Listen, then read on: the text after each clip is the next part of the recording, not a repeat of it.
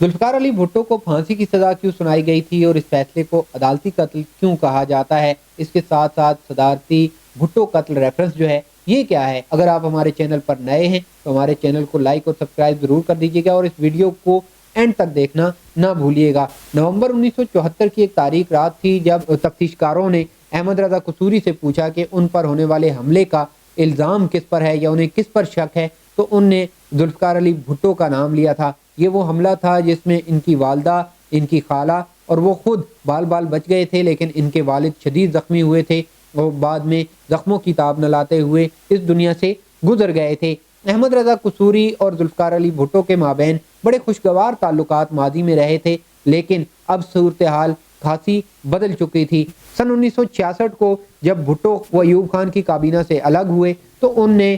Train کے ذریعے واپسی کا سفر لیا اور وہ مستعفی ہونے کے بعد لاڑکانہ جاتے ہوئے لاہور آئے تو احمد رضا قصوری جو ہیں وہ ان کا استقبال کرنے والوں میں نمایاں تھے اور قصوری نے ان کو قصور آنے کی بھی دعوت دی۔ احمد رضا قصوری کی دعوت کو تسلیم بھی کر لیا گیا اور بھٹو جب قصور گئے بابا بلے شاہ کے مزار سے واپسی پر قصوری نے انہیں بابا بلے شاہ کے بارے میں بتایا اور ان کے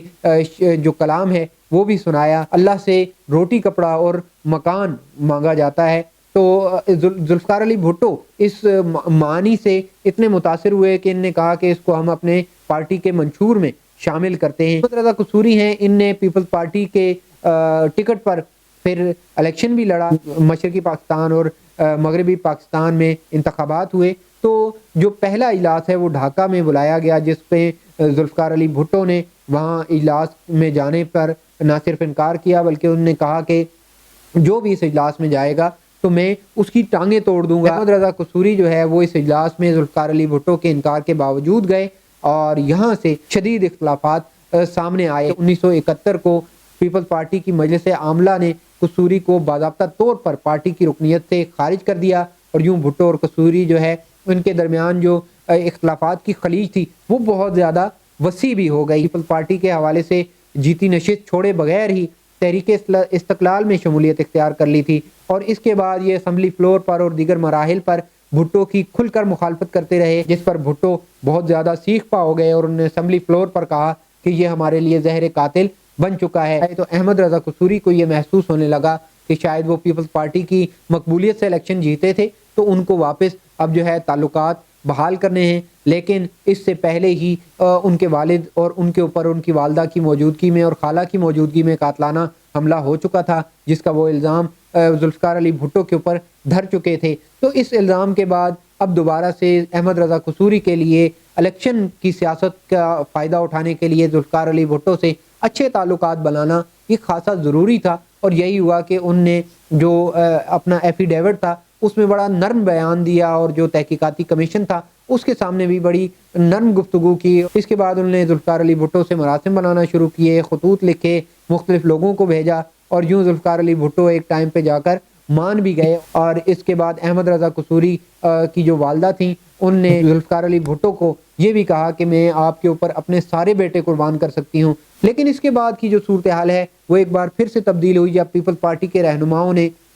احمد رضا قصوری کو ٹکٹ نہیں دیا اور ٹکٹ نہ دینے کے نتیجے میں ہوا یوں کہ احمد رضا قصوری جو ہے وہ ایک بار پھر سے پیپلز پارٹی کے خلاف ہو گئے اور ذوالفقار علی بھٹو جو جیتے ضرور مگر ضیاء الحق نے اس ٹیک اوور کر لیا تھا، اس وقت جو ہے اپنے کیس کو دوبارہ سے پلیڈ کرنا شروع کیا اور جب ذوالفقار علی بھٹو کی اس حوالے سے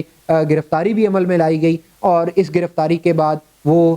7 روز تک گرفتار بھی رہے۔ اس کے بعد ان کو ناکافی شواہد کی بنیاد پر ضمانت بھی مل گئی اور ضمانت ان کی کنفرم بھی ہو گئی، لیکن ان کو دوبارہ سے گرفتار کر لیا گیا۔ ان کی گرفتاری وہ مارشل لا کے جو ایکٹ تھے، مارشل لا کے قوانین تھے، جوڈیشری میں بھی بہت سے ایسے لوگ تھے جن کو شاید اس وقت ذوالفقار علی بھٹو نے جب وہ وزیر اعظم تھے اور جس وقت وہ چیف مارشل لا ایڈمنسٹریٹر تھے یا صدر تھے، ان کی پروموشنز روک رکھی تھیں، تو ایسے میں ان ججز کے دل میں بھی ان کے لیے فطور تھا اور یوں جو 9 ججز کا بینچ تھا اس سے 2 ججز کو علیحدہ کر دیا گیا۔ جو باقی ماندہ 7 لوگ تھے ان میں سے 4 لوگوں نے اس فیصلے کے حق میں اور 3 لوگوں نے اس کے حوالے سے اختلافی نوٹ لکھا اور یوں ٹیکنیکلی ذوالفقار علی بھٹو کو پھانسی کی سزا سنا دی گئی۔ ذوالفقار علی بھٹو کی جو پھانسی تھی اس کے بعد پیپلز پارٹی کو تاوان میں یوں کہہ سکتے ہیں صوبائی حکومتیں ملی، وفاقی حکومتیں بھی ملتی رہیں، لیکن صدر زرداری جو انہوں نے ایک صدارتی ریفرنس فائل کیا تھا جس کو ہم بھٹو قتل کا ریفرنس بھی جانتے ہیں، جس زرداری کی جانب سے یہ ہیومن رائٹس یعنی حقوق انسانی کے متعلق جو عدالتی کارروائی ہے اور جو قتل کیس کی جو سزا ہے اس کی صحت اور اس کے ساتھ ساتھ جو قرآنک لا ہیں یا اسلامی لا قوانین ہیں اس کے مطابق ثبوتوں کی کافی ہونا ہے، تو اس کے حوالے سے سوالات پوچھے گئے تھے۔ 12 نومبر کو اس کی ہیئرنگ ہوئی اور اس موقع پر پیپلز پارٹی کی جانب سے اس بھٹو ریفرنس کی سماعت جو ہے اس کو براہ راست نشر کرنے کا بھی مطالبہ کیا گیا ہے۔ کیس کو